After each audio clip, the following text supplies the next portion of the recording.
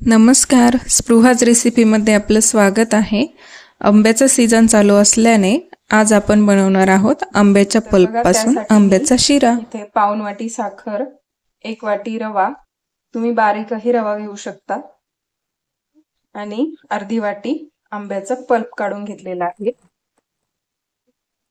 तर आता इथे कढईमध्ये तूप घालून घ्यायचं आहे रवा भाजण्यासाठी। चांगलं गरम झालं की मग आपल्याला त्यात रवा घालून घ्यायचा। तूप तापलेला आहे या ठिकाणी, तर रवा घालून घ्यायचा आहे।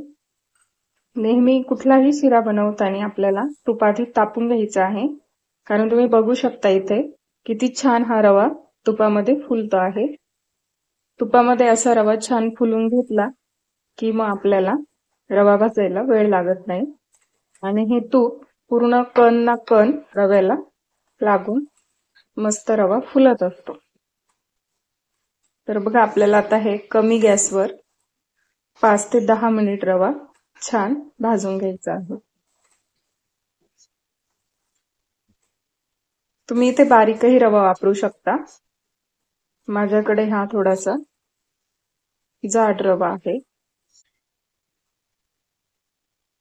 तर बघा, आपल्याला शिरा बनवण्यासाठी दूध लागणार आहे। तर मी ह्या वाटीने जो रवा मोजून घेतलेला होता त्याच 2 वाटी मी इथे दूध गरम करण्यासाठी ठेवलेला आहे, आणि साइड बाय इथे रवाही भाजत आहे।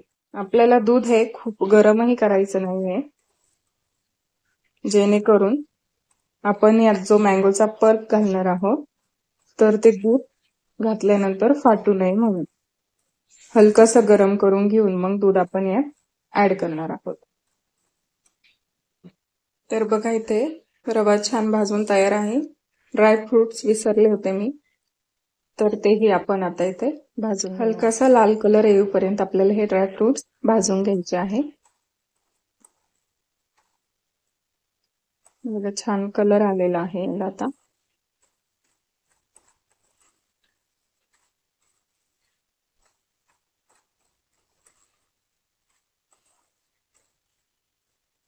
तर आता आपण यात हा मँगोचा पल्प ऍड करणार आहोत।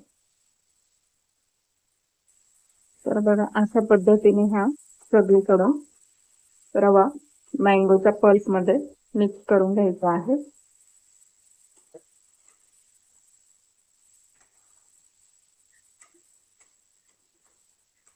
बघा, किती सुरेख कलर आलेला आहे रव्याला आता पल्पमुळे।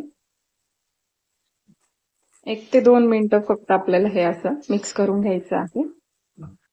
तर आता आपण यात दूध ऍड करून घेणार आहोत।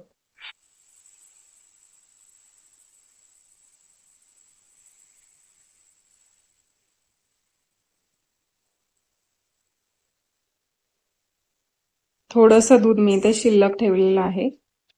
तर बघा, तुम्ही बघू शकता इथे मस्त हे दूध एकत्र झालेलं आहे रव्यामध्ये।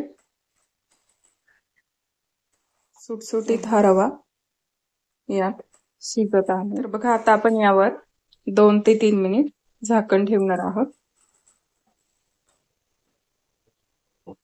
तर बघा, तुम्ही बघू शकता इथे छान हा रवा शिजवून तयार आहे।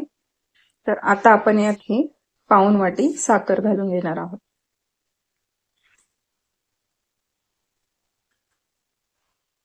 बघा, किती छान इथे साखरही मिक्स करून झालेली आहे। तर आपण हे आता कमी गॅसवर 2 ते 3 मिनिट झाकण ठेवून वाफवून घेणार आहोत, जेणेकरून काही राहिलेली जी साखर आहे ती यात छान मिक्स होऊन जाईल। तर बघा, तुम्ही बघू शकता इथे आता आपला हा शिरा बनून तयार आहे। बघा, किती छान मऊ लुसलुशीत बनलेला आहे हा शिरा।